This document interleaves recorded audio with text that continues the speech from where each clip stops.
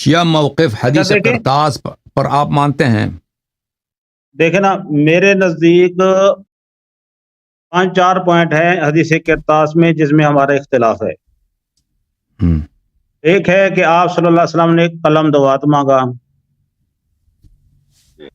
صحابہ نے نہ دیا۔ دوسرا ہے کہ حضرت سیدنا عمر فاروق رضی اللہ تعالیٰ عنہما نے فرمایا کہ مرض کا غلبہ ہے۔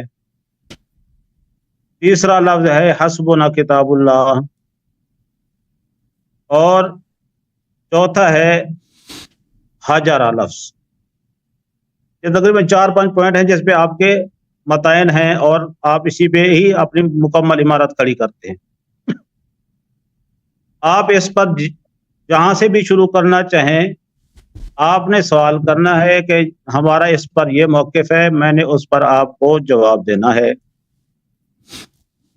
ٹھیک ہے نا؟ اگر مجھ سے سننا چاہتے ہیں، مجھے 20 منٹ 30 منٹ جواب بولنے دے، آپ سنتے رہیں، میں اس وقت تفصیلی گفتگو کر دیتا ہوں۔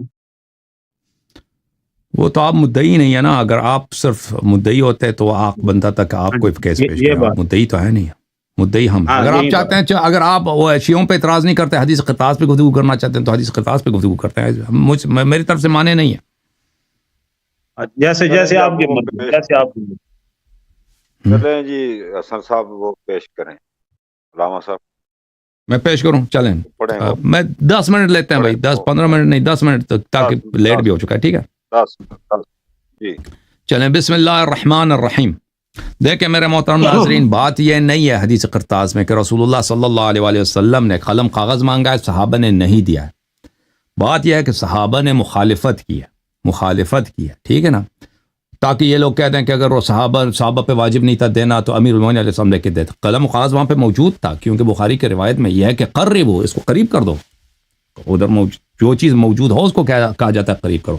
اصل بات ہے کہ مخالفت کی گئی ہے رسول اللہ صلی اللہ علیہ وسلم پر، اور رسول اللہ صلی اللہ علیہ وسلم کی مخالفت اللہ کی مخالفت ہے، اور اللہ تعالیٰ کی مخالفت فسق ہے اور کفر ہے۔ اور کیونکہ یہ نبی صلی اللہ علیہ وسلم کے گھر میں واقع ہوا ہے، ان کے حضور میں ہوا ہے، رسول اللہ صلی اللہ علیہ وآلہ وسلم کے بارگاہ اقدس میں ہوا ہے، یہ رسول پاک صلی اللہ علیہ وسلم کی بے حرمتی ہے، نہ صرف مخالفت ہے، مخالفت بذات خود، حکم کی تعمیل نہ کرنا یہ فسق ہے۔ مثلا رسول صلی اللہ علیہ وسلم میں بھی کہتے ہیں کہ تم نماز پڑھو نا، ہم نماز پڑھنا ہم پہ واجب ہے، لیکن ابھی ہم دور ہیں، ہم نماز نہیں پڑھتے جو یہ فسق ہے۔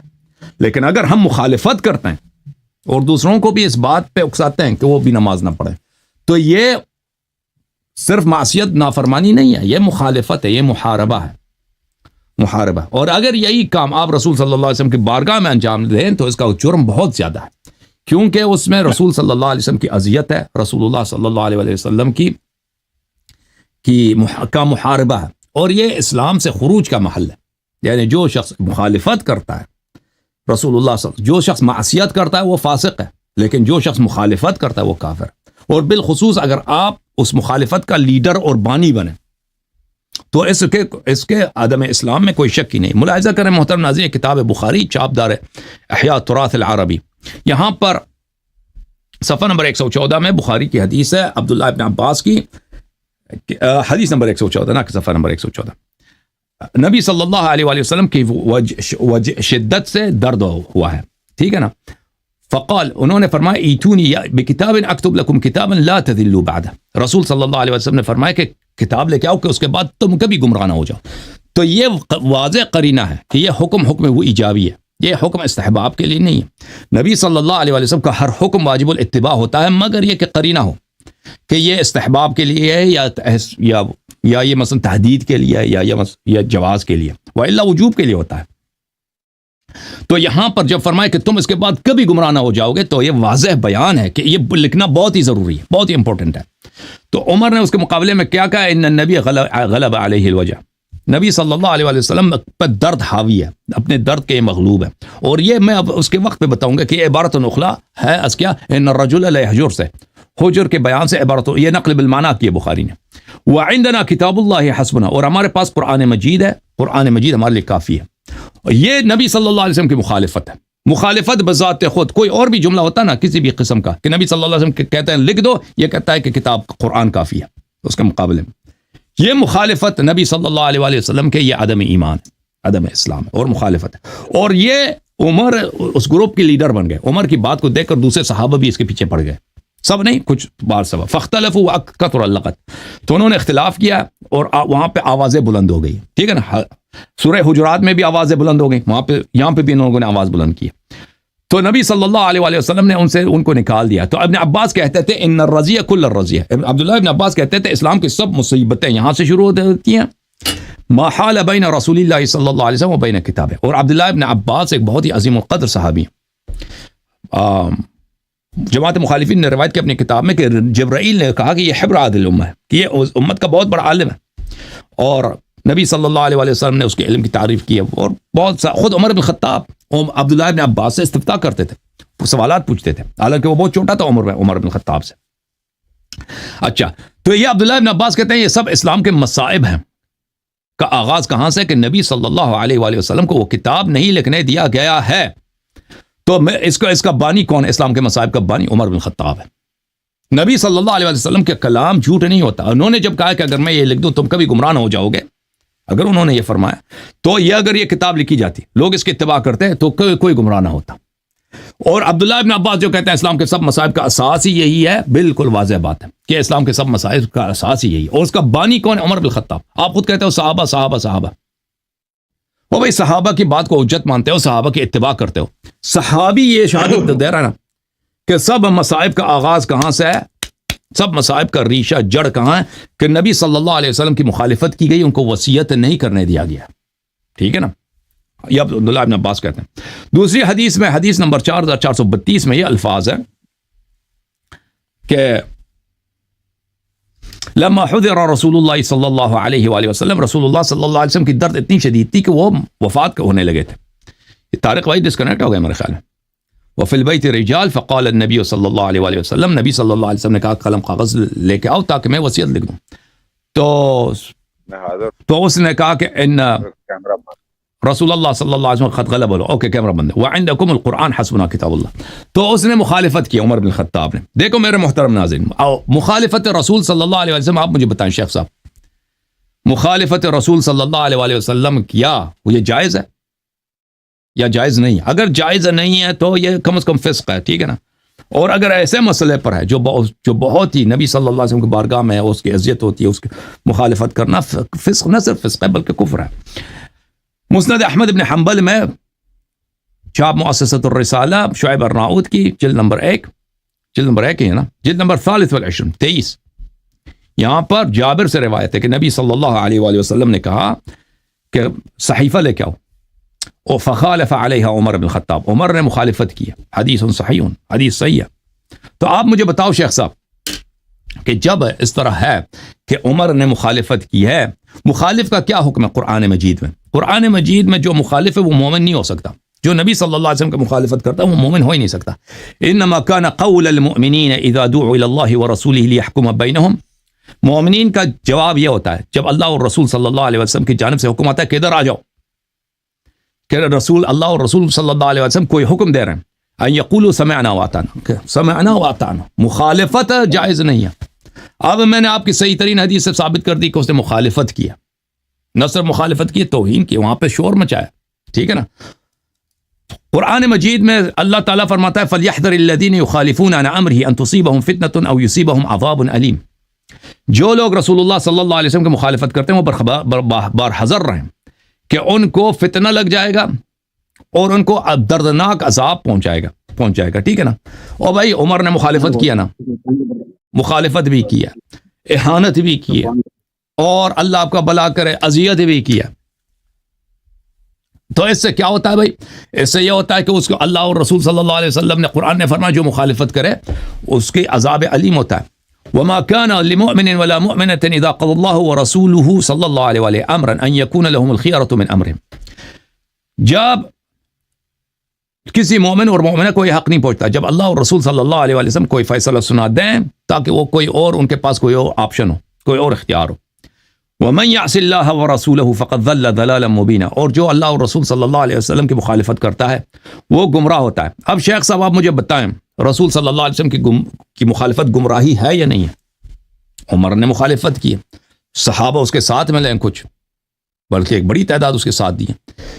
قرآن اگر حق ہے تو یہ عمل گمراہی ہے، اور یہ کیونکہ مخالفت رسول صلی اللہ علیہ وآلہ وسلم ہے، اور قرآن نے فرمایا کہ ایسے لوگ جہنمی ہوتے ہیں، تو سب ان سب کا آپ کو تعظیم ماننا پڑے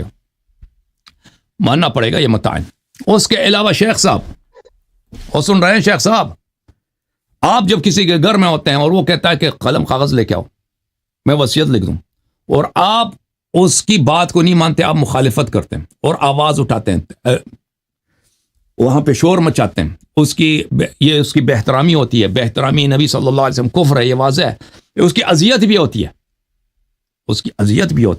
ان الذين يؤذون الله ورسوله صلی اللہ علیہ وآلہ، سورہ احزاب میں فرمایا لعنهم الله في الدنيا والآخرة وعد لهم عذابا مهینا، جو رسول اللہ صلی اللہ علیہ وسلم کی اذیت کرتا ہے دنیا میں بھی ملعون ہے، آخرت میں بھی ملعون ہے، اور اس کے لیے عذاب ہے، بہت سخت عذاب۔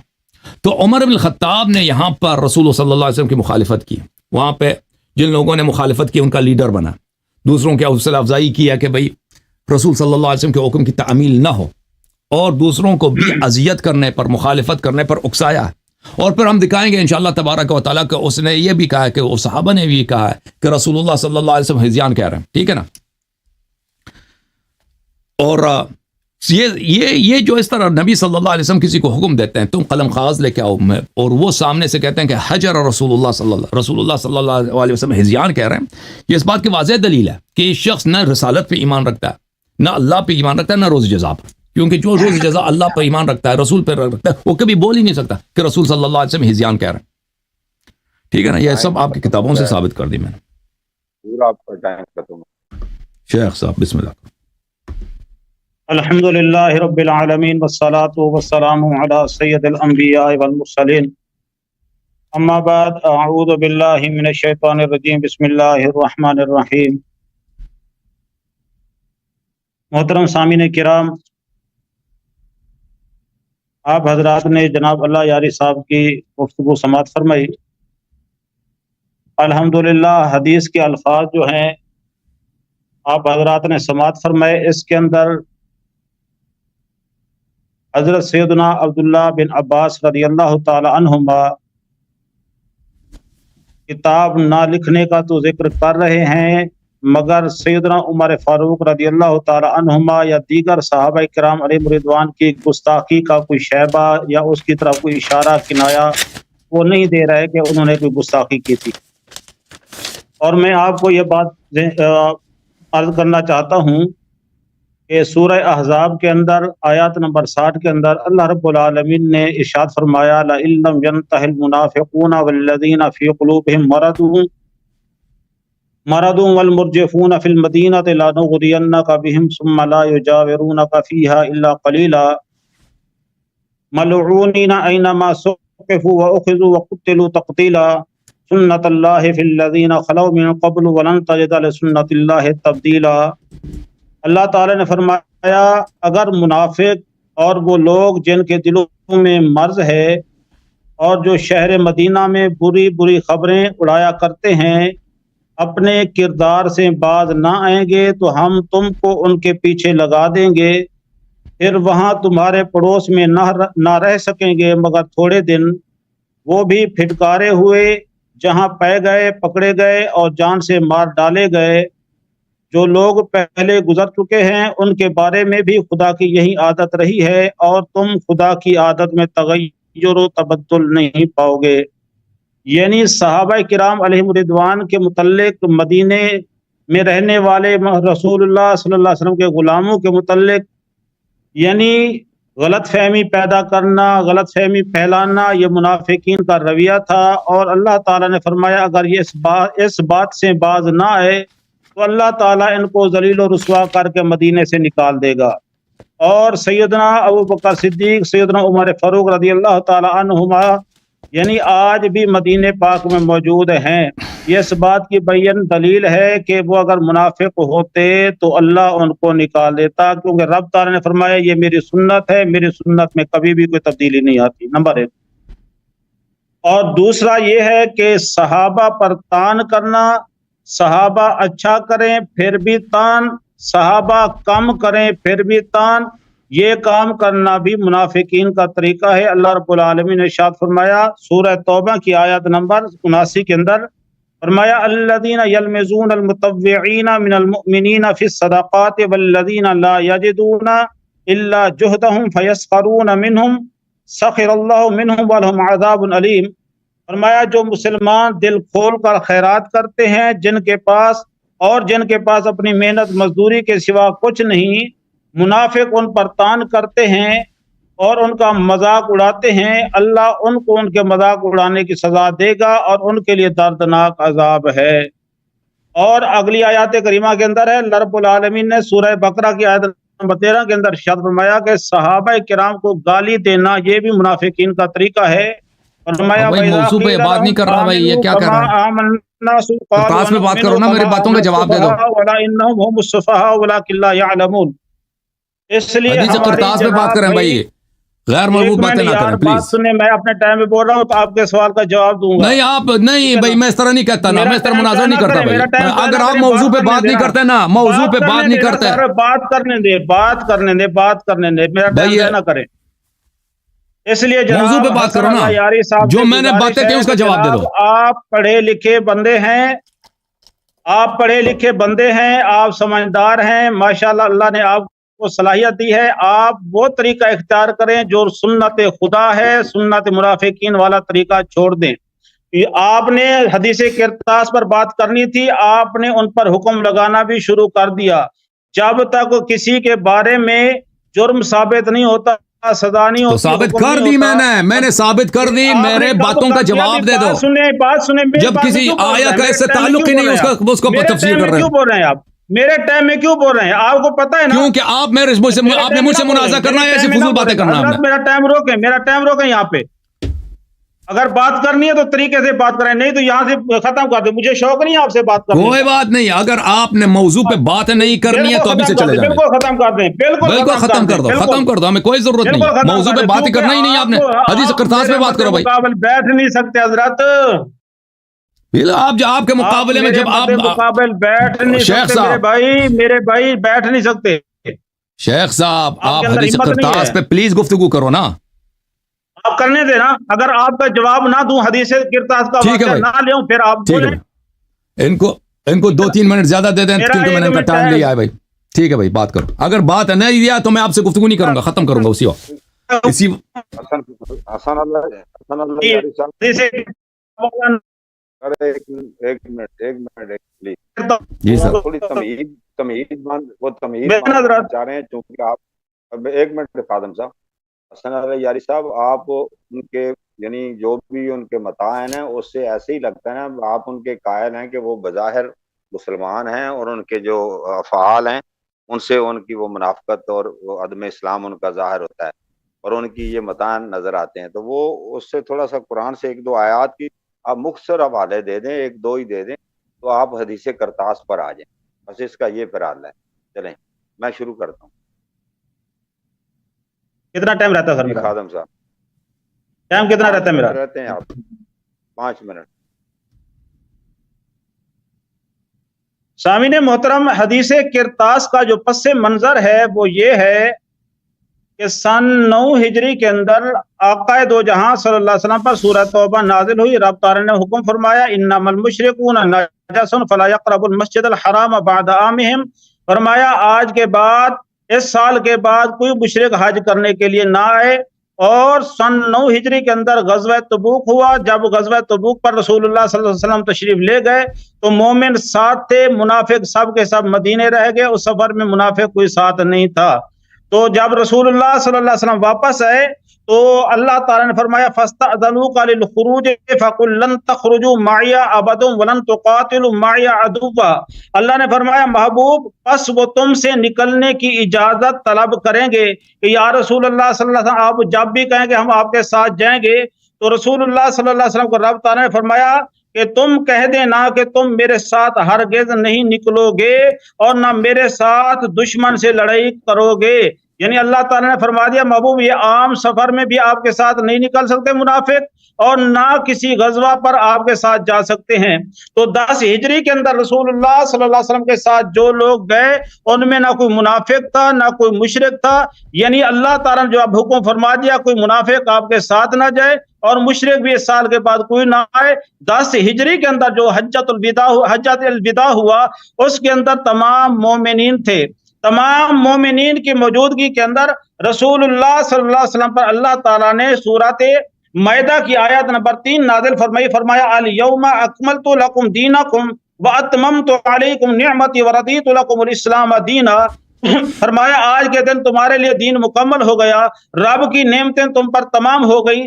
تو رسول اللہ صلی اللہ علیہ وسلم نے لوگوں سے 3 مرتبہ پوچھا، اے لوگوں میں نے تم پر دین پہنچا دیا ہے، تم تک دین پہنچا دیا ہے؟ سب لوگوں نے گواہی دی ہاں یا رسول اللہ دین پہنچا دیا ہے۔ پھر آپ صلی اللہ علیہ وسلم نے آسمان کی طرف سر مبارک اٹھایا، چہرہ اٹھایا اور فرمایا اے میرا رب تو بھی گواہ ہو جا کہ میں نے تیرا دین مکمل پہنچا دیا ہے۔ تو اس وقت رسول اللہ صلی اللہ علیہ وسلم نے فرمایا اے لوگوں میں تمہارے درمیان یہ 2 چیزیں چھوڑے جا رہا ہوں، یہ مسلمہ حدیث مبارکہ ہے اہل تشیع کے اندر کہ فرمایا میں تمہارے درمیان قرآن اور اپنی اطرت اہل بیت چھوڑے جا رہا ہوں، جب تک تم ان کو پکڑے رہو گے تم گمراہ نہیں ہوں گے۔ تو 2.5 مہینے کے بعد رسول اللہ صلی اللہ علیہ وسلم نے ہمارے نزدیک حدیث کرتاس کا جو پس منظر ہے وہ یہ ہے کہ وہاں پہ رسول اللہ صلی اللہ علیہ وسلم کچھ لکھوانا نہیں چاہتے تھے بلکہ اپنے صحابہ کو آزمانا چاہتے تھے آیا کہ تکمیل دین پر اور میں نے جو ان کو ثقلین دی ہے اس پر قائم ہے یا اس پہ تذبذب کا شکار ہو گئے ہیں۔ تو آپ صلی اللہ علیہ وسلم نے فرمایا لے آؤ کتاب میں تمہیں لکھ دوں تاکہ تم اس کے بعد کبھی گمراہ نہ ہو سکو۔ تو سیدنا عمر فاروق رضی اللہ تعالیٰ عنہ اس آزمائش پر کھڑے اترے، آپ نے فرمایا حسبنا کتاب اللہ، اور اس کے اندر بھی احترام کا تقاضا ہے، انشاءاللہ اگلے ٹرن کے اندر میں آپ کو عرض کروں گا کہ وہاں پر بھی آپ نے یہی عرض کیا کہ ہمارے لیے کتاب اللہ کافی ہے، کیونکہ آپ نے جو فرما دیا جو کتاب اللہ کو تھامے گا، جو اطرت رسول اللہ کا دامن تھامے گا وہ کبھی گمراہ نہیں ہوگا۔ یا رسول اللہ صلی اللہ علیہ وسلم ہم آپ کے اس دین مکمل پر قائم ہیں، ہمیں کوئی نہ شک ہے نہ شبہ ہے نہ اس کے اندر کوئی ہمیں مطلب کہ پریشانی ہے۔ تو یہ اس کا پس منظر تھا، اور جو اختلافی الفاظ ہیں انشاءاللہ العزیز میں آگے چل کر اس پر گفتگو کرتا ہوں، اور میں عرض کروں گا اور ثابت کروں گا کہ بعد میں رسول اللہ صلی اللہ علیہ وسلم نے نہ حدیث کرتاس لکھوائی اور نہ آپ صلی اللہ علیہ وسلم نے سیدنا عمر فاروق رضی اللہ تعالیٰ عنہ کی سرزنش کی، بلکہ رسول اللہ صلی اللہ علیہ وسلم نے بھی وہی فرمایا جو سیدنا عمر فاروق رضی اللہ تعالیٰ عنہ کا موقف تھا۔ تو میرے خیال میں میرا ٹائم مکمل ہو گیا، مزید دلیل نہیں دے سکوں گا۔ جناب حسن اللہ یرانی صاحب گفتگو فرمائیں۔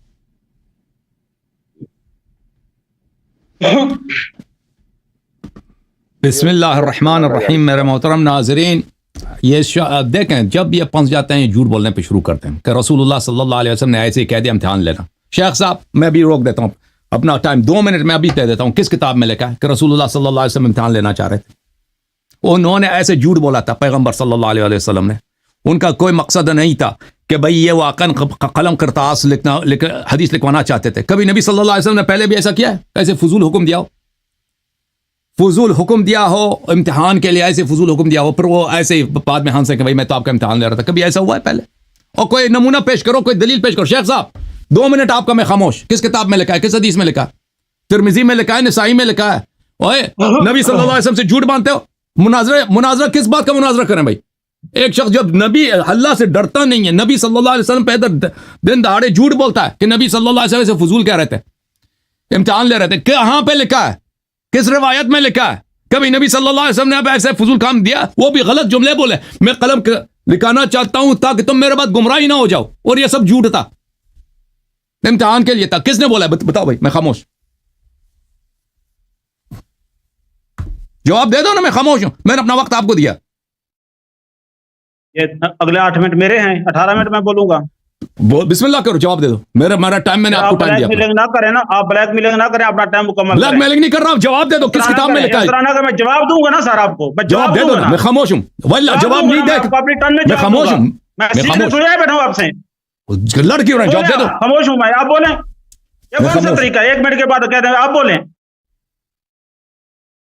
جی جی بھائی ذرا تلخی حوالہ دے دو نا بھائی، لڑو نہیں، حملہ نہ کرو، جنگ نہیں کرو، حوالہ دے دو۔ بات کروں گا کہ آپ صلی اللہ علیہ وسلم نے پھر سیدنا عمر فاروق رضی اللہ تعالیٰ عنہ کی بات دہرائی، اسی بات نہیں، تم یہ دکھا دینا کہ نبی صلی اللہ علیہ وسلم نے یہ جو حکم دیا ہے یہ ایسے جھوٹی جو حکم تھا امتحان کے لیے تھا، کس نے بولا ہے بھائی؟ میں ثابت کروں گا، کس کتاب میں لکھا؟ بسم اللہ، میں خاموش، میں ثابت کروں گا نا، ثابت کرو نا، میں نے ٹائم دیا آپ کو، ثابت کروں گا نا، ثابت کرو نا، ابھی بتاؤ، حدیث دکھاؤ، حوالہ دکھاؤ۔ اب آپ نے 10 منٹ نہیں بولنا، اب میں ثابت کرنے لگا، یہی آپ نے کہا، وقت میرا ہے، یہی آپ نے بولنا، کچھ اور نہیں بولنا۔ حوالہ دکھا دینا کہ نبی صلی اللہ علیہ وسلم امتحان لے رہے تھے۔ آپ نے 10 منٹ نہیں بولنا۔ اور بھائی میرا ٹائم ضائع ہو رہا ہے، کہہ دو، جواب دے دو نا بھائی۔ پھر بولیں نا آپ، پھر بولیں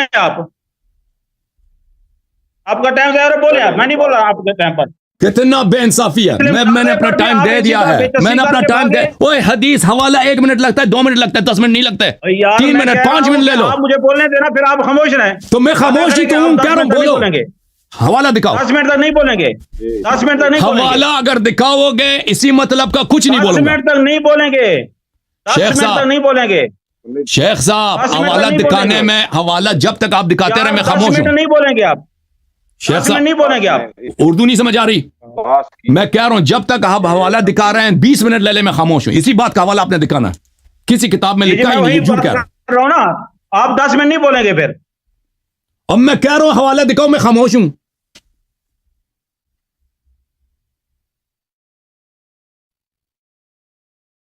دکھاؤ حوالہ۔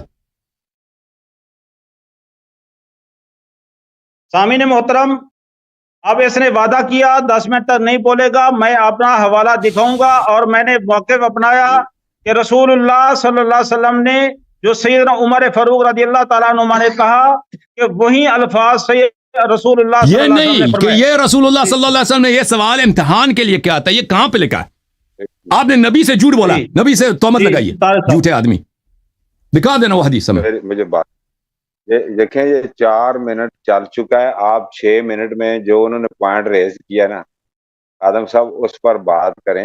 سر یہ طریقہ نہیں ہے، یہ بھاگنے والا طریقہ ہے۔ حضرت اپنا ٹرن کریں، مجھ پہ ٹرن کرے، سوال چھوڑے، میں اس کا جواب دوں گا۔ ایک منٹ طارق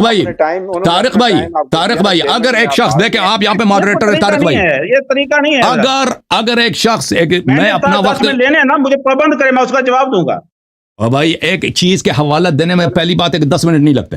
اب میں کوئی بات کہوں نا کہ اللہ یری صاحب آپ نے اس بات کا ادعا لکھا، ایک منٹ خاموش، بات نہ کٹے، ایک منٹ بھائی صاحب، آپ نے ادعا کیا کہ رسول صلی اللہ علیہ وسلم نے ایسے امتحان کے لیے بولا تھا بھائی، اور بھائی کسی کتاب میں لکھا ہے، وہ حدیث ہمیں دکھاؤ، حدیث دکھانے میں 1 منٹ 2 منٹ 3 منٹ لگتے ہیں، آپ کہتے ہیں 10 منٹ، کیونکہ کوئی حدیث ہے ہی نہیں۔ بھائی ہمارے علماء کا موقف ہے، ہم نے کہا ہمارے نزدیک یہ ہے، یہ علماء کا موقف ہے۔ اور بھائی کسی حدیث میں علماء ایسے کفر بک رہے ہیں، میں پھر یہ آپ کو یہ کہا کہ رسول اللہ صلی اللہ علیہ وسلم نے وہی کہا جو عمر کہہ رہے تھے، میں نے یہ موقع بھی اپنایا، وہ نہیں سنا، وہ الگ سوال ہے، وہ الگ سوال ہے، وہ الگ سوال ہے، یہ آپ نے یہ کہا، یہ میرے موقف کی تائید ہے، یہ میرے موقف کی تائید ہے، خاموش خاموش، یہ میرے موقف کی تائید ہے۔ اب میں اپنا وقت واپس لے دیتا ہوں، وہ اپنا وقت ریکلیم کرتا ہوں بھائی۔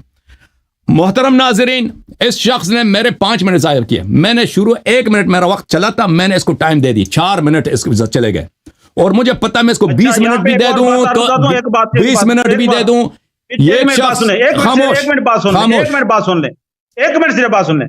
پچھلے مناظرے پر بھی آپ اسی طرح جھگڑتے رہے، ٹھیک ہے نا، دلیل نہیں تھی آپ کے پاس، لیکن اگر اسی طرح جھگڑنا ہے تو میرے بھائی یہاں پہ بات روک دے، ختم کر دے، ختم کر دے، آپ چلے جائیں، آپ ویسے بھی آپ کے پاس علم تو ہے نہیں، اگر نبی صلی اللہ علیہ وسلم پہ جھوٹ کہنا ہے، اصولوں کے تحت گفتگو کرنی ہے تو بے شک اب ہمیں کوئی، آپ بار بار دھمکی دے رہے ہیں کہ آپ جانا چاہ رہے ہیں، چلے جائیں، ہمیں کوئی وہ نہیں ہے، کوئی آپ کے پاس ویسے پڑھنا بھی نہیں آتا آپ کو، ایسے ہم نے یہاں پہ سننا آپ سے جھوٹی باتیں۔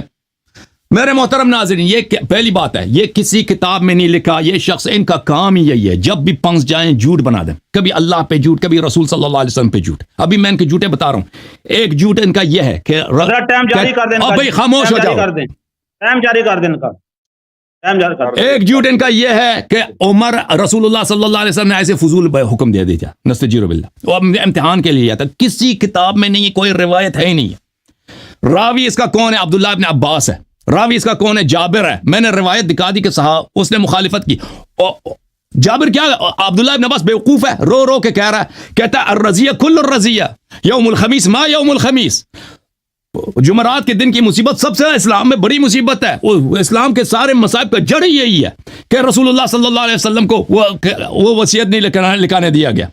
تو یہ کب, یہ کس طرح, یہ کس کتاب میں لکھا ہے کہ رسول صلی اللہ علیہ وسلم امتحان کے لیے انہوں نے سوال کیا, پہلی بات. اور کس کتاب میں لکھا ہے کہ رسول اللہ صلی اللہ علیہ وسلم نے عمر سے موافقت کیا, یہ بھی کسی کتاب میں نہیں لکھا. اس شخص کا کام ہے جھوٹ بولنا, جیسے اس نے بھی جھوٹ بولا ہے نا. آیت پڑھی ہے, آیت پڑھی ہے سورہ احزاب کی آیت نمبر 60, اعوذ باللہ من الشیطان الرجیم, آیت نمبر 60 سورہ احزاب کی یہ ہے میرے محترم ناظرین. اعوذ لئن لم ينتهي المنافقون والذين في قلوبهم مرض والمرجفون في المدینہ لنغرین بکم ثم لا یجاورونک فیہا الا قلیلا. یہ کہہ رہا ہے کہ یہ آیت اس لیے ہے کہ منافقین آ کے افواہیں پھیلاتے تھے مدینہ میں کہ کفار کی بڑی لشکر آ رہی ہے, مسلمانوں کو تباہ کر دے گا.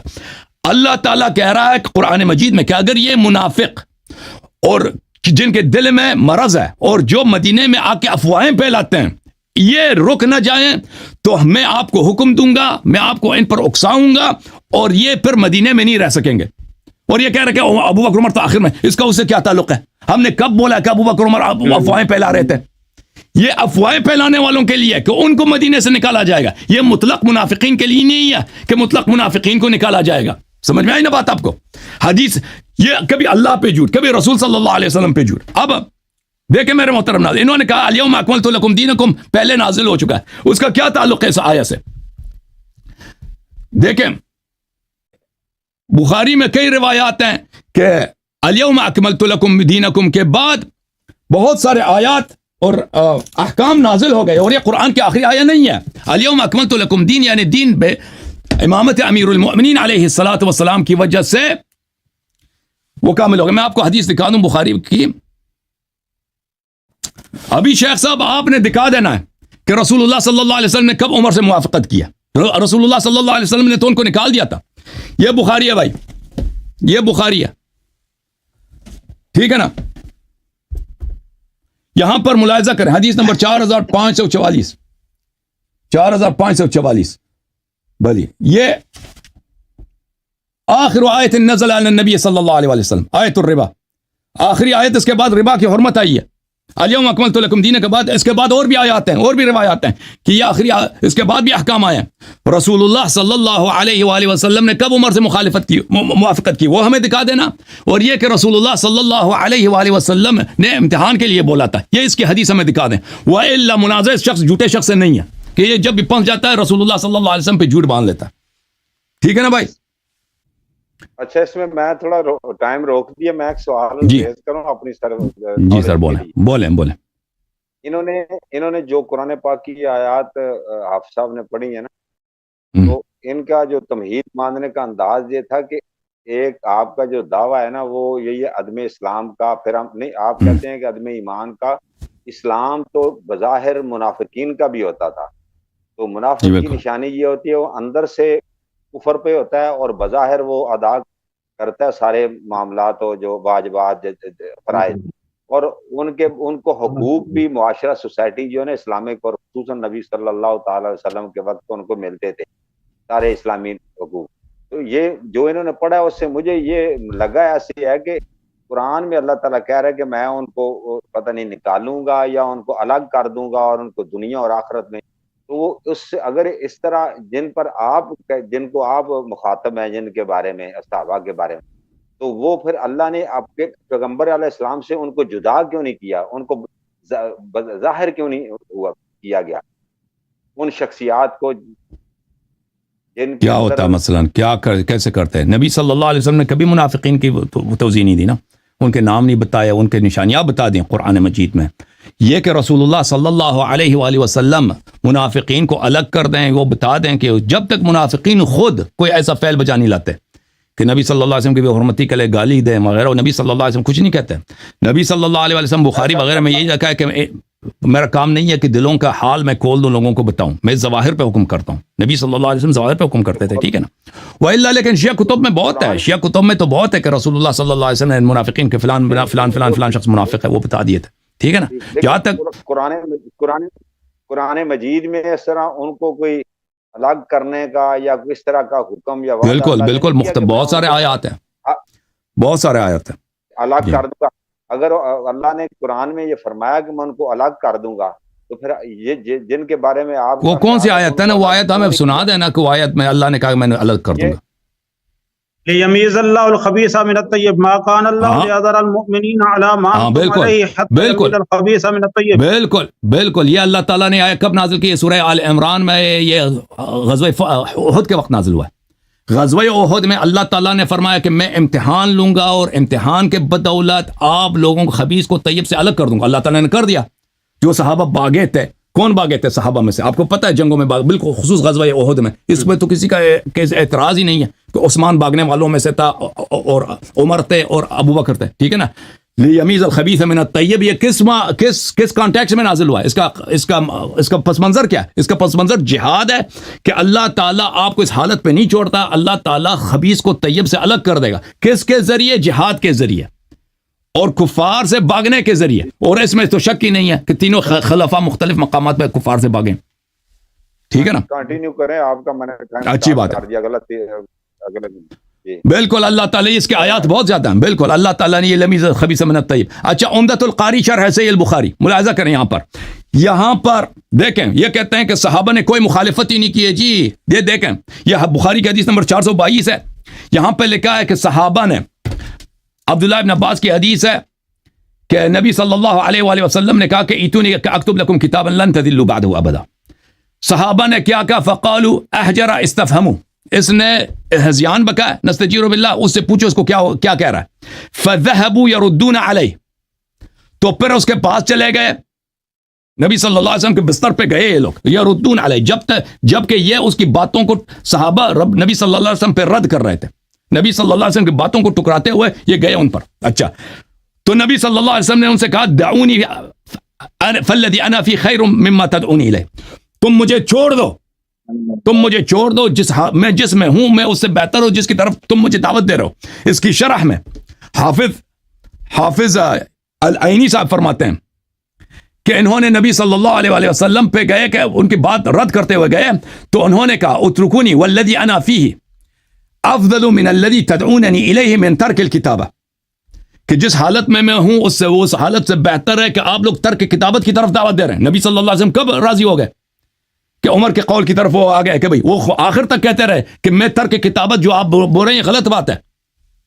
فتح الباری ابن حجر عسقلانی جزء 8 صفحہ نمبر 134 صفحہ نمبر 135 میں 32 ہے، یہ 34 ہے، یہ 34 میں یہی جملے اس نے بھی بتا دیے کہ نبی صلی اللہ علیہ وسلم نے بتایا کہ ترک کتابت بری بات ہے، کتاب کو لکھنی چاہیے. اچھا، التوشیح شرح جامع الصحیح للحافظ عبد الرحمن السیوطی، یہاں اس نے بھی کہا فالذی انا فی من طلب الکتاب خیر من عدمها. نبی صلی اللہ علیہ وسلم نے کہا کہ میری جو بات ہے کہ کتابت لکھی جائے یہ بہتر ہے اس سے کہ کتابت نہ لکھی جائے. یہ خود بخاری کی حدیث ہے اور یہ آپ کے اکابر علماء کے شروع ہیں، اور آپ کہتے ہیں نبی صلی اللہ علیہ وسلم نے ایسے امتحان میں کہہ رہے تھے. اور عمر کی بات کی انہوں نے تائید کی. کہاں تائید کی؟ عمر کی بات کی تائید کی.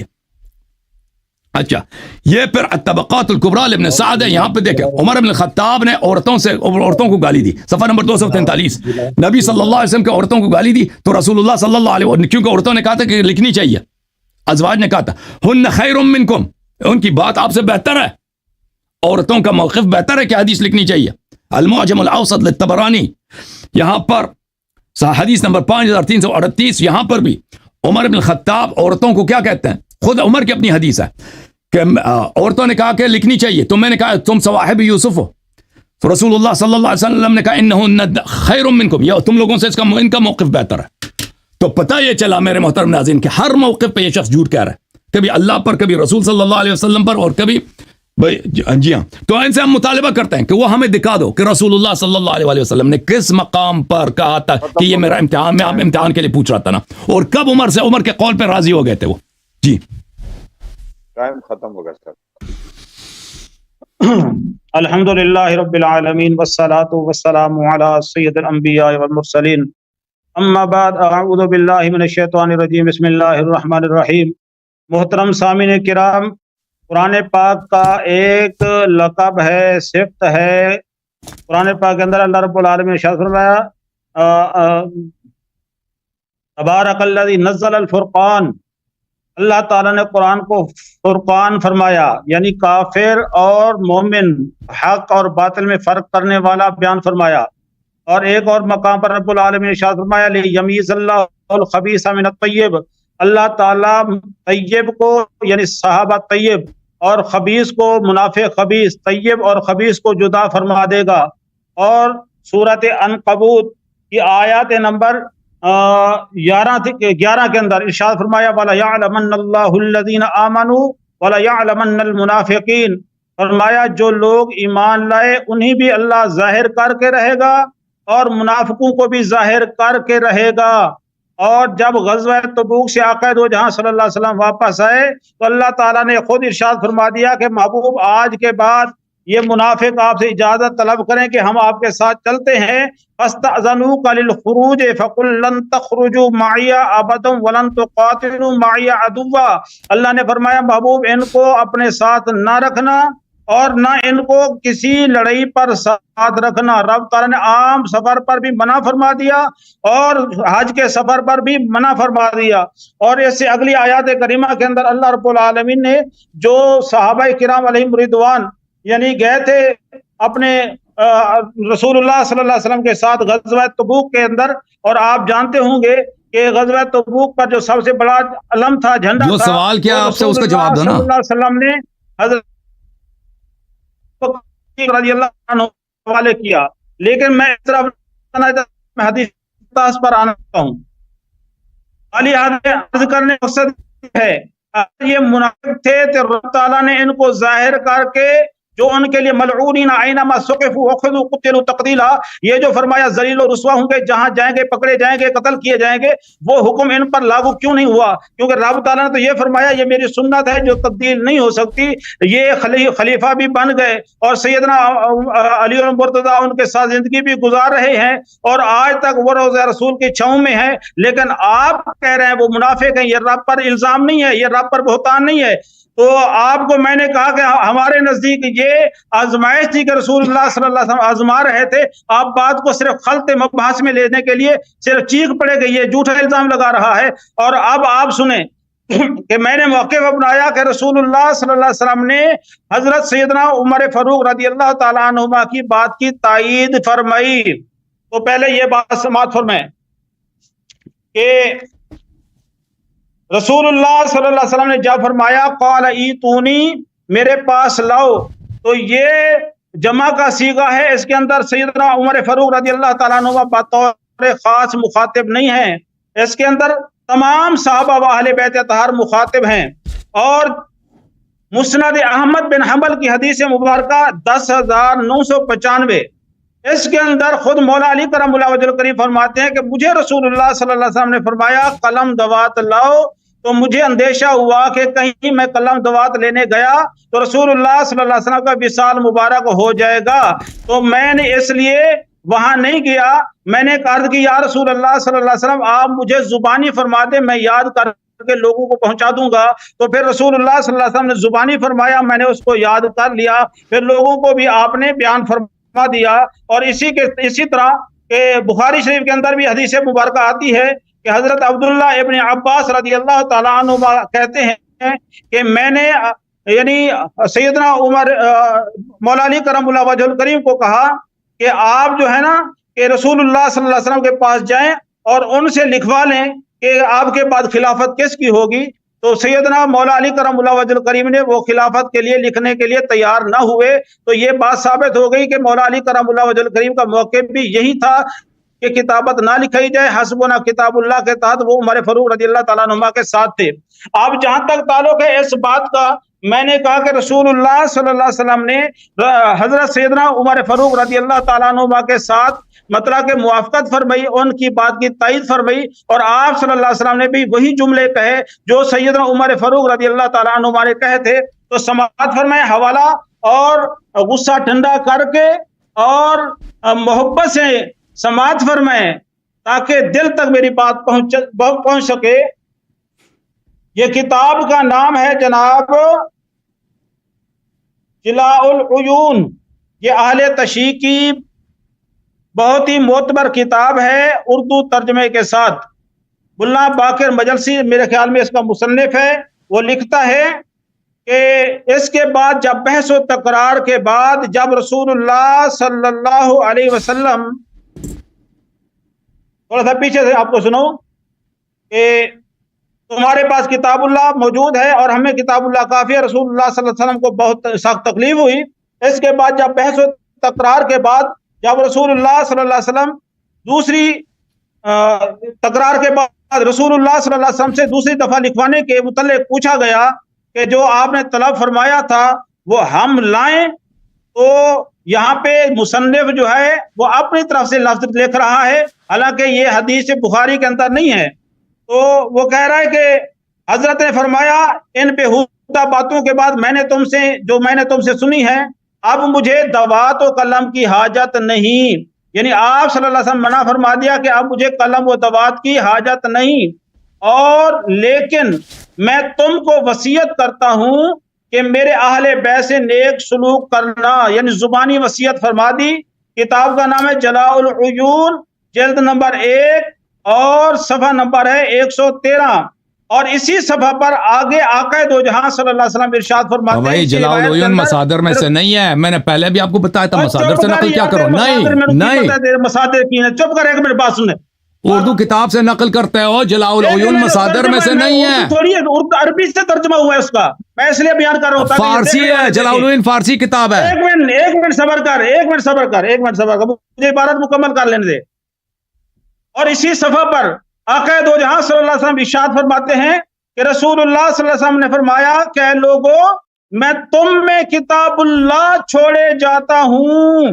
کیا حضرت عمر فاروق نے کیا فرمایا؟ کتاب اللہ۔ یہاں پہ رسول اللہ صلی اللہ علیہ وسلم فرما رہے ہیں میں تمہارے درمیان کتاب اللہ چھوڑے جاتا ہوں، جو کہ منور بنور ہدایت ہے، اور جس چیز کی امت محتاج ہے، رسول اللہ صلی اللہ علیہ وسلم نے فرمایا جس چیز کی امت محتاج ہے وہ سب کا بیان اس قرآن میں موجود ہے۔ اور اسی روایت میں آگے آقا دو جہاں صلی اللہ علیہ وسلم نے ارشاد فرمایا کہ ہر سنت و حدیث اور جو بات، یہ 3 باتیں یاد رکھنے، سنت، حدیث اور جو بات قرآن کے خلاف ہے، فرمایا وہ باطل ہے، اور قرآن پیشوائے راہ ہدایت ہے، صفحہ نمبر 114۔ ٹھیک ہے نا جی۔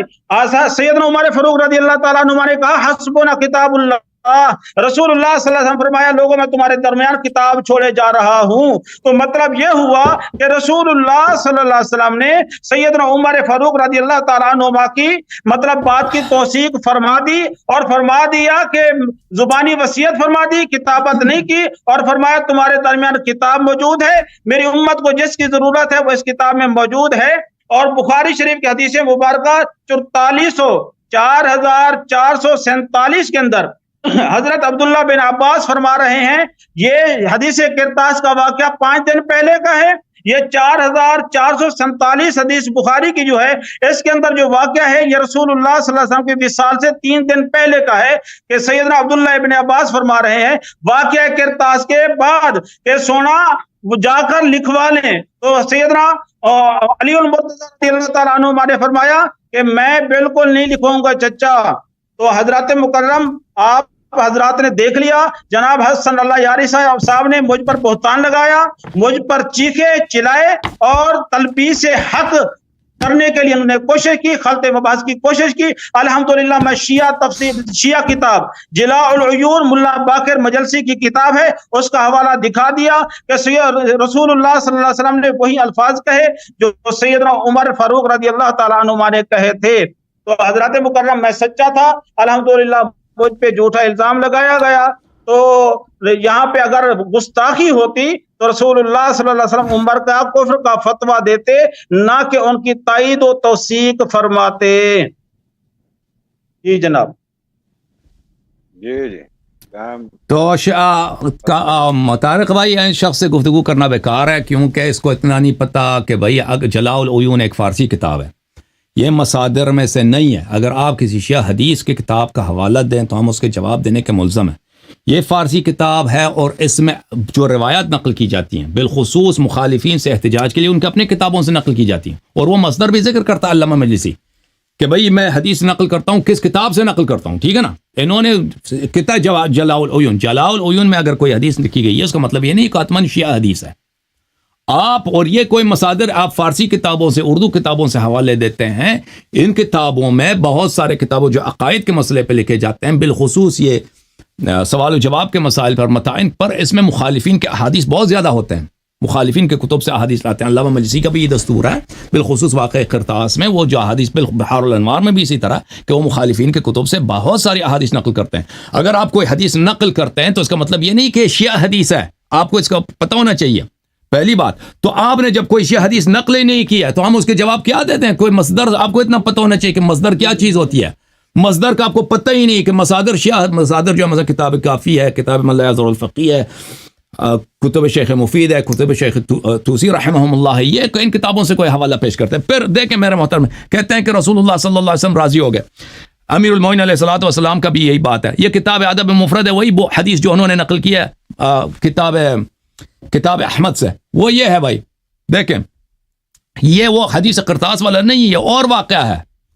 یہ اور واقعہ ہے کہ امیر المومنین علیہ الصلوۃ والسلام سے کہا کہ کتاب لے کے آؤ، تو انہوں نے کہا کہ مجھے ڈر ہے کہ یہ ان کی وفات نہ ہو جائے.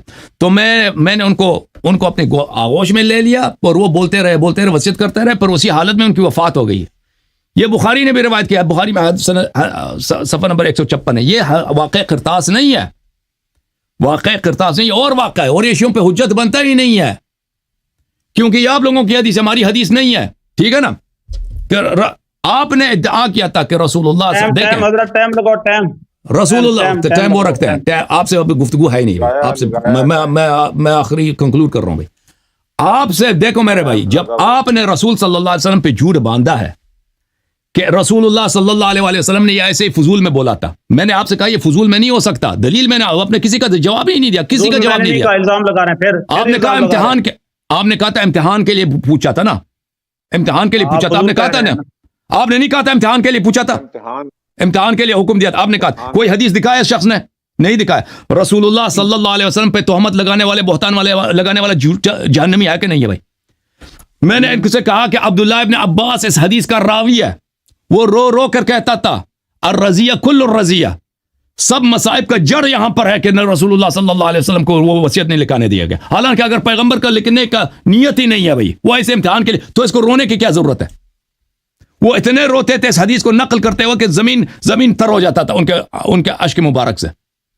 اور وہ کہتے تھے یوم الخمیس ما یوم الخمیس، جمعرات کا دن وہ کیسا جمعرات کا دن ہے، ٹھیک ہے نا.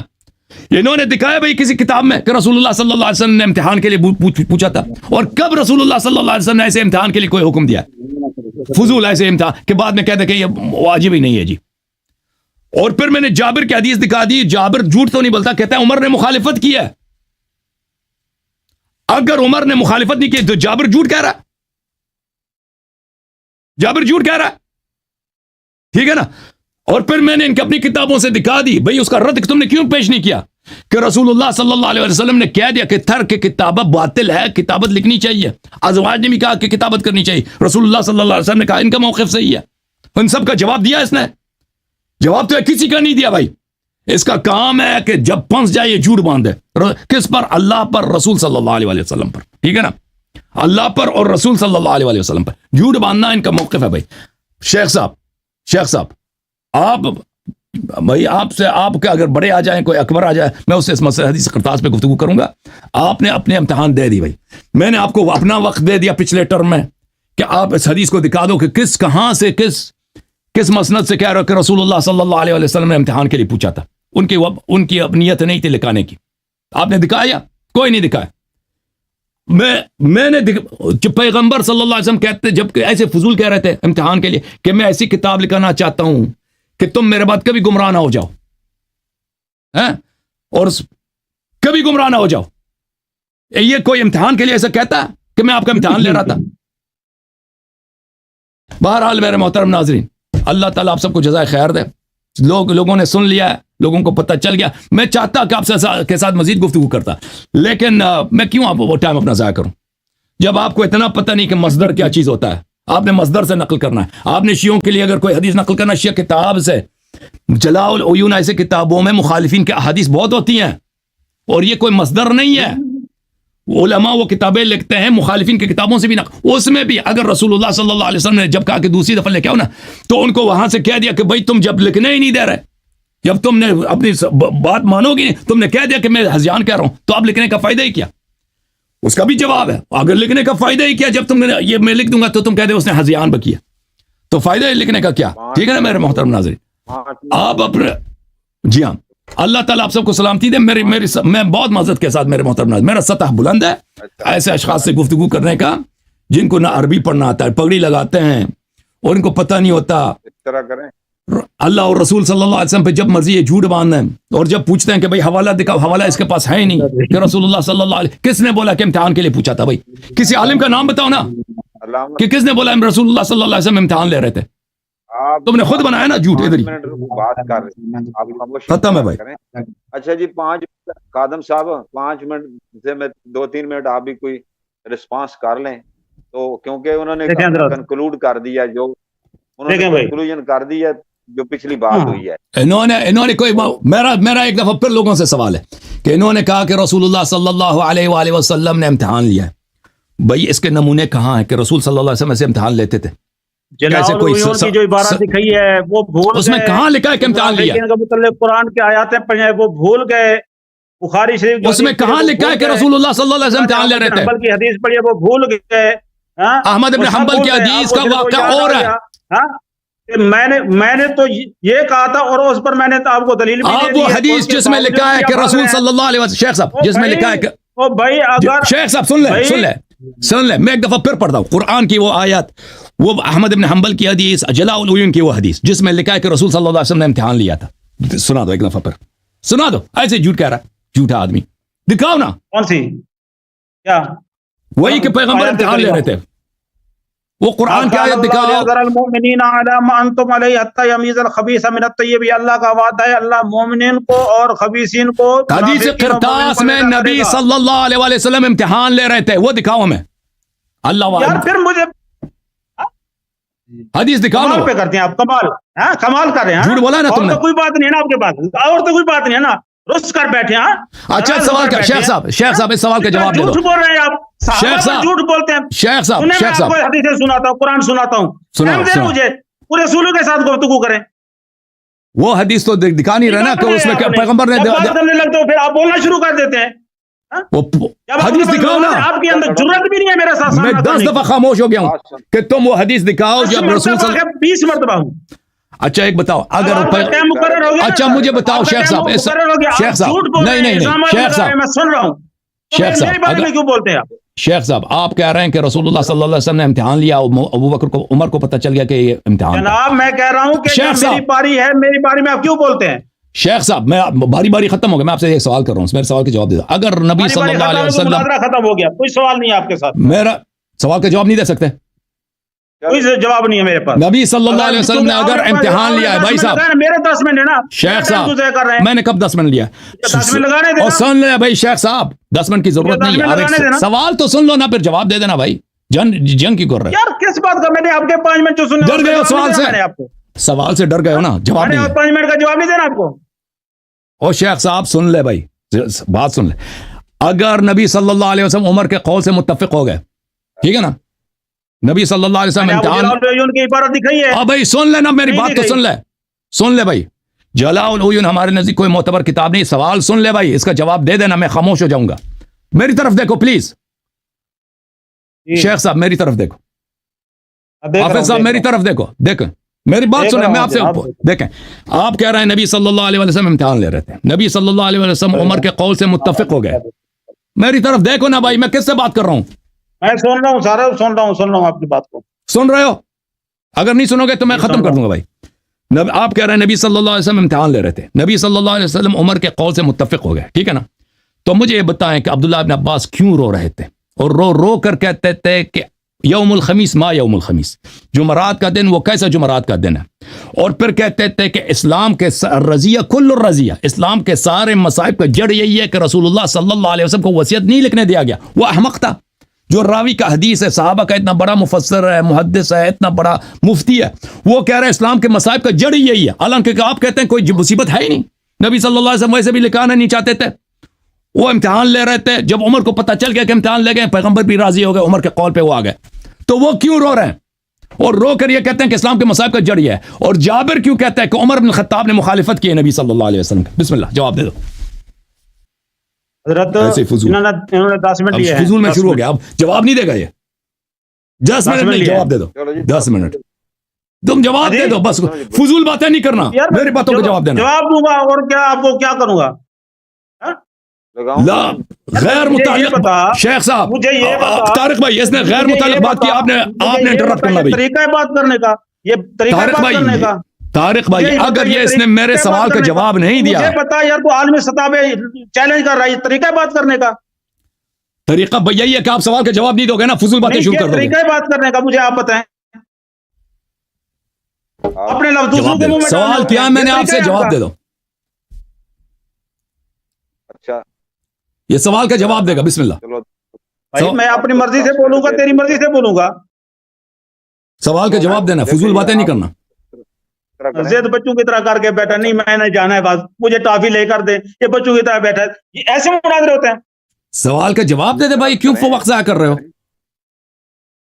آپ اس طرح کریں, آپ کو 10 منٹ دے دیتے ہیں. انہوں نے 3-4 سوال اٹھائے ہیں, آپ ان کو ایڈریس کر لیں. اگر سوال سمجھ نہیں آئی میں دوبارہ پوچھ لوں شیخ صاحب. مجھے بڑی سمجھ آتی ہے, میں اسپیشلسٹ. بسم اللہ, سوال کا جواب دے گا شیخ صاحب سوال کا جواب دے گا. طارق صاحب کی بات سنیں, طارق صاحب کی بات سنیں پہلے, طارق صاحب کیا فرماتے ہیں. میں یہ کہہ رہا ہوں کہ جو انہوں نے 2-3 سوال اٹھائے ہیں نا, آپ ان کو ایڈریس کریں. یہ حسن اللہ یاری صاحب کا یہ قول ہے اور یہ ان کا موقف ہے کہ بھئی مجھے جواب دیں. جواب ہم نے جو ہماری معلومات, آپ کی پاس معلومات ہے, ٹھیک ہے بالکل جواب دیکھیں شیخ صاحب, اگر یہ لا تعلق باتیں کریں تو آپ پلیز انٹرپٹ کریں نا, ویسے 10 منٹ لے لیں, ویسے فضول باتیں شروع کر دیں, وہ جواب آئے گا ہی نہیں آخر تک. اس طرح نہ کریں نا ہمارے ساتھ. سوال کے متعلق جو میں نے سوال کیا اس کا جواب دے دو ڈائریکٹ, کہ عبداللہ ابن عباس کیوں رو کر یہ کہہ رہے تھے کہ اسلام کے سارے مصائب یہ ہے کہ انہوں نے نہیں لکھنے دیا ہے, وصیت نہیں لکھنے دیا ہے. جابر کیوں کہہ رہے تھے کہ عمر نے مخالفت کی ہے. نبی صلی اللہ علیہ وسلم نے کیوں بولا کہ عورتوں کے موقف بہتر ہے. نبی صلی اللہ علیہ وسلم نے کیوں کہا کہ میں جو کتابت ہے وہ عدم کتابت سے بہتر ہے. یہ کیوں بولا؟ بتاؤ, ان سوالوں کا جواب دے دو. اچھا جی, 4 سوال انہوں نے ریز کیے, ان کے اوپر آپ روشنی ڈالیں گے. جی آپ کا ٹائم کرتے ہیں. حضرت گزارش یہ ہے کہ یہ بندہ سے الجھاتا موضوع سے ہٹاتا ہے. مطلب سمجھ آئیے کہ ٹائم شروع ہو گیا جی, آپ شروع کریں. جو بھی آپ کا موقف ہے, آپ کے ذہن میں جو بات آتی ہے, اپنا موقف ہے ہمارے اہل سنت کا, وہ بیان کریں. سب سے پہلی بات یہ ہے, انہوں نے کہا کہ سیدنا عمر فاروق رضی اللہ تعالیٰ عنہ نے مخالفت کی. یہی ہے نا سوال؟ نہیں, سوال یہ نہیں ہے, سوال یہ نہیں ہے, اللہ کی قسم سوال یہ نہیں ہے. سوال یہ ہے کہ جابر نے کیوں کہا کہ عمر نے مخالفت کیا ہے. حضرت جابر کی جو روایت پڑھی ہے اس میں کیا سوال نکالا ہے آپ نے؟ میں نے نہیں کہا عمر نے کیوں مخالفت کی, میں نے کہا کہ اگر رسول صلی اللہ علیہ وسلم وصیت نہیں لکھانا چاہتے تھے اور عمر کے قول کے موافق تھے, تو جابر نے کیوں بولا کہ عمر نے مخالفت کی ہے. عبداللہ ابن عباس کیوں رو رہے تھے کہ اسلام کی ساری مصیبت کا جڑ یہی ہے. حسن صاحب کلیئر ہوگی بات, کلیئر ہوگی. انہوں نے یہ موقع اختیار کیا تھا کہ وہ قائد یعنی حضور پاک نے جب چھوڑ دیا تو وہ ان کے ساتھ سوال عرض یہ ہے کہ سوال میرا یہ نہیں ہے کہ عمر صاحب نے مخالفت کیوں کیا ہے, سوال یہ ہے کہ جابر نے یہ کیوں بولا ہے. جابر تو شاید ہے نا, اس کو تو پتا ہے کہ نبی صلی اللہ علیہ وسلم وصیت لکھانا چاہتے تھے, اس امتحان لے رہے تھے. حسن صاحب, اللہ یاری صاحب, علامہ صاحب, ہم سمجھ گئے یہ سوال. ہم یہ سمجھ گئے ہیں کہ آپ جابر حضرت رضی اللہ تعالیٰ نے شاہد ہیں. تو حضور علیہ الصلوۃ والسلام نے جب کہا تو اہل سنت کا یا ان دوستوں کا یہ موقف ہے کہ یعنی کہ وہ بعد میں حضور پاک نے جب ترک کیا تو اٹس مین کہ وہ ایگری ہو گیا, یعنی وہ ایک ہی ہو گیا. لیکن جب حضرت جابر نے اس پر شاہد ہوئے تو انہوں نے حضرت عمر نے مخالفت کی, تو وہ انہوں نے پھر کیوں لکھا یہ مخالفت جی. یہ اس سے چلیں شیخ صاحب جواب دے دیں بھائی, شیخ صاحب جواب دے دیں. نبی صلی اللہ علیہ وسلم کبھی راضی نہیں ہوا, بہرحال شیخ جواب دو. دیں گے جواب, کیوں نہیں دیں گے, انشاءاللہ جواب دیں گے. جی محمود شروع کریں. میں جی سامعین محترم, جہاں تک تعلق ہے اس بات کا کہ رسول اللہ صلی اللہ علیہ وسلم بعد میں قائل ہو گئے، میں نے جلاء العیون کی عبارت پیش کر دی، اس کو مانتے ہیں یا نہیں مانتے یہ ان کی مرضی ہے، میں نے اپنی طرف سے عبارت دکھا دی۔ اہل تشیع کے بہت بڑے عالم ہیں مولانا باقر مجلسی صاحب، ان کی کتاب سے میں نے دکھا دی، اس کا دکھایا اردو نہیں، ترجمہ بالکل نہیں موجود دکھایا، ہے، میں نے بالکل نہیں اردو دکھایا۔ ترجمے کا دیا ہے۔ پہلے سوال کا جواب مل گیا، اور جہاں تک تعلق ہے دوسرے سوال کا، سوال کا جواب مل گیا جی، وہ مصادر میں سے نہیں ہے بھائی، حسن صاحب ہم جلاء العیون کو نہیں مانتے۔ سر حسن اللہ یاری صاحب آپ تکرار نہ کریں، ہمیں پتہ چل رہا ہے۔ او بھائی کہہ رہے سوال کا جواب ہو گیا جی، سب پہلے سوال کا جواب ہو گیا، کہاں پہ جواب ہو گیا؟ بس سر چلو میں نے کہا ناٹ آپ کو ناٹ ایکسپٹڈ بائی یو، ٹھیک ہے ٹھیک ہے، لیکن بسم وہ اللہ نہیں کنٹینیو ایکسپٹڈ، کریں۔ ٹھیک ہے آپ نے جواب دے دیا، وہ مصادر نہیں ہے، آگے بڑھنے دے، کنٹینیو کرنے دے، ٹھیک ہے، وہ آپ نے کہا وہ مصادر میں سے نہیں، اوکے پلیز آپ آگے جانے دیں جی قبلہ۔ طارق محمود صاحب، اس بندے نے ڈسٹرب جی۔ کرنا ہے، بس چھوڑیں اس کو۔ نہیں نہیں نہیں بھاگ ڈسٹرب نہیں کریں گے، جاؤ، بھاگ وہ جاؤ، آگے بھاگ چلیں، جاؤ، نہیں نہ سوچ۔ کرتے، نہیں کرتے۔ جناب آگے محترم، ہمارا بس موقف یہ ہے، اہل سنت کا موقف یہ ہے، اگر کوئی عمل رسول اللہ صلی اللہ علیہ وسلم کی نافرمانی کی توہین کی نیت سے کیا جائے یا نافرمانی کی نیت سے کیا جائے تو وہ عمل گناہ ہے، وہ معصیت ہے۔ اگر نافرمانی کا ارادہ نہ ہو، گستاخی اور توہین کا ارادہ نہ ہو، بظاہر نافرمانی زمرے میں ہو، ہے وہ رسول اللہ کا پہلو جس کو صرف اہل محبت ہی سمجھتے ہیں۔ اس پر آپ چند مثالیں سماعت فرمائیں۔ میں آپ کو عرض کرتا ہوں، یہ بات تفسیر صافی جلد نمبر 6، یہ شیعہ کی تفسیر ہے، یہ تو ان کی مطلب کہ معتبر کی تفسیر ہے نا، تفسیر صافی جلد نمبر 6 سورہ فتح کی آیت نمبر 1 کے تحت یہ لکھا ہوا ہے، یہ مکمل واقعہ۔ اور بخاری شریف کے اندر یہ روایت ہے 3100، سوال کیا ہے، یہ کیا کہہ رہا ہے؟ 3100 سننے دیں نا سر، سننے دیں، آپ کو پسند نہ آئے سننے دیں، ان کا ٹائم چل رہا ہے۔ جی جی 3184 حدیث نمبر ہے، اور یا سبحان اللہ، یہاں پہ رسول اللہ صلی اللہ علیہ وسلم نے فرمایا، اے علی، آپ چائے نہیں پی رہے علامہ صاحب، آپ چائے نہیں پی آپ نے؟ چائے میں جناب طارق محمود صاحب، رسول اللہ صلی اللہ علیہ وسلم نے حکم فرمایا نا، دشمن سامنے ہے، کفار معاہدہ ہو رہا ہے، دشمن سامنے ہے، دشمن کے سامنے جب کہا جاتا ہے چاہے ناگوار ہی کیوں نہ ہو عمل کیا جاتا ہے، تو رسول اللہ صلی اللہ علیہ وسلم نے فرمایا، علی یہ کیا کہہ رہا ہے؟ کو عذاب کر دے۔ یار چپ دے کر تو بھائی صاحب، اگر سوال سمجھ نہیں آئی دوبارہ سوال دوہرا دیں آپ۔ چپ کر یار پلیز سوال نہ درائے بھائی، وہ کہہ دے جواب نہیں آتا بھائی، چلو جاؤ، جواب نہیں آتا۔ میں دھوئیں کر دینے نے تورے، دھوئیں دھوئیں آپ کے ہو گئے ہیں، سب کو پتہ چل گیا۔ شروع ہوئی تو یہ چلو جواب دے دو بھائی، جواب دے دو، جتنا ٹائم مرضی لے لو، جواب دے دو۔ نبی صلی اللہ علیہ وسلم اگر راضی ہوئے تو عبداللہ ابن عباس کیوں رو رہے تھے اور کہہ رہے تھے اسلام کے مسائل پر تو نہیں روئے نا، مولا علی تو نہیں روئے، مولا علی تو نہیں روئے، اگر روئے ہیں تو ان کی حدیث دکھاؤ۔ چپ کریں خادم صاحب، جواب یہی ہے، چپ کریں۔ علامہ صاحب میری عرض سنیں، بساد احترام، آپ کہتے تھے یہ آپ کا مقولہ ہے، آپ سوال کرتے ہیں، جواب آپ اپنی مرضی سے دیں گے۔ آپ نے 4 سوال کی، یہ ہماری مرضی، ہم نے کون سا پہلے اٹیمپٹ کرنا ہے، ہم نے سوال کوشچن نمبر 1 کرنا ہے، 2 کرنا ہے، 3 کرنا ہے، 4 کرنا ہے۔ وہ خادم صاحب کو اٹیمپٹ کرنے دے، وہ کون سا سوال۔ بالکل میں خاموش ہوں، بسم اللہ، یہ ایسے فضول باتیں نہ کریں، جواب دے دیں، میں خاموش، میں وعدہ کرتا ہوں خاموش، یہ جواب دے دیں۔ مولا علی کا واقعہ بیان کر رہا ہوں، یہ فضول ہے۔ سوال کا جواب دے دو نا، سوال جو کیا ہے نا، سوال سے مرتبط پلیز بات کرو، سوال سے مرتبط مولا علی کرم اللہ وجہ الکریم کو آپ صلی اللہ علیہ وسلم نے فرمایا، دشمن کے سامنے فرمایا اس کو حذف کر دو، کاٹ دو۔ تو مولا علی کرم اللہ وجہ الکریم آگے کیا کہتا ہے، خدا کی قسم یہ لفظ تو میں کبھی نہ مٹاؤں گا، ٹھیک ہے۔ حضرت صلی اللہ علیہ وسلم فرمایا پھر مجھے دکھلاؤ، راوی نے بیان کیا، یعنی آگے باقی آپ کو معلوم ہے۔ اس کے بعد رسول اللہ صلی اللہ علیہ وسلم مکہ تشریف لے گئے، دن گزر گئے، تو رسول اللہ صلی اللہ علیہ وسلم نے پھر پوچھا، علی میں نے جب آپ کو کہا تھا تو آپ نے وہاں پہ کیوں نہیں کاٹا؟ تو انہوں نے کہا، یا رسول اللہ صلی اللہ علیہ وسلم میری محبت تھی، میں اس لیے نہیں ही काटा। बात समझिए कि नहीं? वहां पे नाफरमानी का इरादा नहीं था, तौहीन का इरादा नहीं था, तो ये मोहब्बत है। बेशक आप सल्लल्लाहु अलैहि वसल्लम फरमाया काटो, लेकिन उन्होंने कहा खुदा की कसम मैं नहीं काटूंगा, तो ये तौहीन नहीं है बल्कि ये ऐन मोहब्बत है। इसी तरह सैयदना उमर फारूक रज़ी अल्लाह ताला अन्हु ने जो कहा, ए लोगो रसूलुल्लाह सल्लल्लाहु अलैहि वसल्लम पर मर्द का गलबा है, तकलीफ में है, तुम्हारे पास किताब है, हमें काफी है। तो रसूलुल्लाह सल्लल्लाहु अलैहि वसल्लम ने भी वही फरमाया जो जिलाउल उयून की मैं इबारत दिखा चुका हूं। और इसके बाद दूसरा हवाला आप समाप्त फरमाइए जी। उसके बाद दूसरा हवाला समाप्त फरमाएं कि रसूलुल्लाह सल्लल्लाहु अलैहि वसल्लम ने मौला अली करमुल्लाह वजहुल करीम को नमाज तहज्जुद के लिए उठाया, जगाया, तो रसूलुल्लाह सल्लल्लाहु अलैहि वसल्लम ने फरमाया, ए अली तुम तहज्जुद की नमाज के लिए नहीं उठते?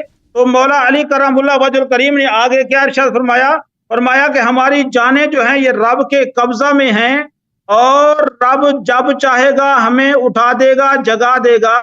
तो जब रसूलुल्लाह सल्लल्लाहु अलैहि वसल्लम ने शेख साहब एक मिनट भाई, तारिक साहब आप ये बातें सुन रहे हैं, इंटरप्ट नहीं कर रहे भाई, वो जो मर्जी कह दें, अल्लाह के सवाल से क्या रब्त है इसका? भाई मैं तक गया, मैंने सवाल दोहराते प्लीज यार आप अपना जिम्मेदारी बचा लाओ ना, आप बताओ ना इसको मंजूर करो कि सवाल का क्वेश्चन का जवाब दे दे प्लीज। आप साबित मुखालफत निकालिए ना हस्बुना किताबुल्लाह से, वहां से हस्बुना किताबुल्लाह से आपने मुखालफत निकाली है ना। मैं मुखालफत की मिसालें दे रहा हूं, अगर तौहीन का इरादा ना हो तो वो कुफ्र या गुनाह नहीं होता। और तौहीन के सवाल मैंने नहीं किया भाई, मैंने तौहीन के मुतल्लिक सवाल ही नहीं किया था। चकरा गए हैं ओ भाई साहब, मैंने तौहीन के मुतल्लिक सवाल था ही नहीं भाई, तौहीन का आप क्यों जवाब दे रहे हैं? शेख साहब सवाल आप भूल गए, सवाल ये था, आप कह रहे हैं कि रसूलुल्लाह सल्लल्लाहु अलैहि वसल्लम ने सवाल जो किया था इम्तिहानन किया था, रसूलुल्लाह सल्लल्लाहु अलैहि वसल्लम वसीयत नहीं लिखाना चाह रहे थे, ठीक है ना, और उमर के कौल पे भी आ गए। सवाल ये था कि अब्दुल्लाह इब्न अब्बास फिर क्यों रो रो के कह रहा है कि इस्लाम के सारे मसाइब का जड़ यही है? ये मैं आपसे मैं नहीं कर रहा हूं, तौहीन का आप क्यों जवाब दे रहे हैं? तौहीन का मैंने पूछा है, मैंने ये आपके इस बात को झूठ को साबित करने के लिए कि आपने अल्लाह और रसूल सल्लल्लाहु अलैहि वसल्लम पे बार बार झूठ बांधा है। मुखालफत की मिसालें ना दूं आपको? नहीं अल्लामा साहब आपने वैसे वो भी जिक्र किया था ना कि आपने बुरा ना मनाइएगा, आपने कहा था कि हजरत जाबर की शहादत के उन्होंने मुखालफत की, फिर हजरत उम्मुल मोमिनीन जो लिखवाना चाहती थी उनका भी एतराज किया, दो, तीसरा एक और पता नहीं किन्होंने कहा था कि वो लिखना चाहिए था, तो ये तीन आपने कहा था लिखना चाहिए था, क्योंकि हजरत उमर फारूक दरमियान में आड़े आ गए और इस वजह से, तो वो ये उनके दिफा में दे रहे हैं। बिल्कुल, ये इनके सवाल देखें, इनका जवाब ये किसी और मसले की तरफ कह रहे हैं। देखें, अगर आप कह रहे हैं ना कि रसूलुल्लाह सल्लल्लाहु अलैहि वसल्लम ने ऐसे ही इम्तिहान के तौर पे पूछा था, वो लोग तो वहां पे मौजूद थे, जाबिर शाहिद है, अब्दुल्लाह इब्न अब्बास शाहिद है, अज़वाज नबी सल्लल्लाहु अलैहि वसल्लम वहां पे शाहिद थी, ये सब लोग वहां पे मौजूद थे। वो कह रहे थे कि नबी सल्लल्लाहु अलैहि वसल्लम को लिखना चाहिए, और दूसरे साहब भी थे जो नबी सल्लल्लाहु अलैहि वसल्लम को लिखना चाहिए, और नबी सल्लल्लाहु अलैहि वसल्लम ने उनकी मौक़िफ़ की तायीद की है। मौला अली कहता नहीं लिखना चाहिए, रसूलुल्लाह सल्लल्लाहु अलैहि वसल्लम ने नहीं लिखा। अच्छा, वो हजरत अब्दुल्लाह बिन अब्बास वाली रिवायत का कुछ है आपके पास जवाब? अब्दुल्लाह बिन अब्बास का जवाब देना कि वो क्यों रो रहे थे, वो पागल थे? अब्दुल्लाह बिन अब्बास रो रहे थे, मौला अली नहीं रो रहे थे, फिर इसका क्या जवाब है? नहीं रो रहे थे, किस रिवायत में कहा कि वो नहीं रो रहे थे? हाँ, मौला अली तो नहीं रोए, यही जवाब हुआ भाई कि मौला अली नहीं रोए। कि कहां पे लिखा कि नहीं रोए? यार ये तरीका नहीं है मुनाजरा करने का हजरत, मैं इसलिए आपको कह रहा था कि आप इस तरह खलते में बात ना करें। ओके भाई साहब, अल्लाह आपको, अल्लाह ताला आप सबको जज़ाए खैर दे। Thank you sir. इख्तिताम करें भाई, तारिक भाई इख्तिताम कर दें। थैंक यू सर, अल्लाह आपको। इसके बाद मैं आपको अगर इधर हाफिज साहब आइंदा इधर आए ना, उर्दू किताबों से हमें हवाला ना देखना, फारसी किताबों से अभी नहीं हवाला लेंगे, किताबें देंगे तो मसादर से, मसादर पहले चेक करो, मसादर किसको बोलते हैं। थैंक यू सर, मैंने नहीं किया। जो उर्दू में किताबें शिया किताबें हैं, हम वो हवाले नहीं मानते भाई, उर्दू किताबों की नहीं मानते। यहाँ पे इल्मी गुफ्तगू है, अगर अरबी नहीं पढ़ना आता, आवाम की रसाई है, यहाँ पे रसाई है आवाम की भाई हम उन किताबों मसादिर के अलावा दूसरे किताबों पर हमारा एतमाद नहीं है भाई, समझ में आई ना बात आपको? मसादिर पे जैसे मैं आपके किताबों से मसादिर से नकल करता हूँ, मैं कहता हूँ बुखारी में लिखा है, मुस्लिम में लिखा है, मुस्नद अहमद में लिखा है, ये मसादिर है। आपको भी मसादिर से नकल करना चाहिए, पहली बार आपको बता दें आइंदा के लिए, अगर कभी इधर आए तो ٹھیک ہے نا. ادھر اردو کتابوں سے ہم نہیں مانتے بھائی. اللہ آپ کو جزائے خیر دے, اللہ تعالیٰ آپ کو سب کو سلامتی دے.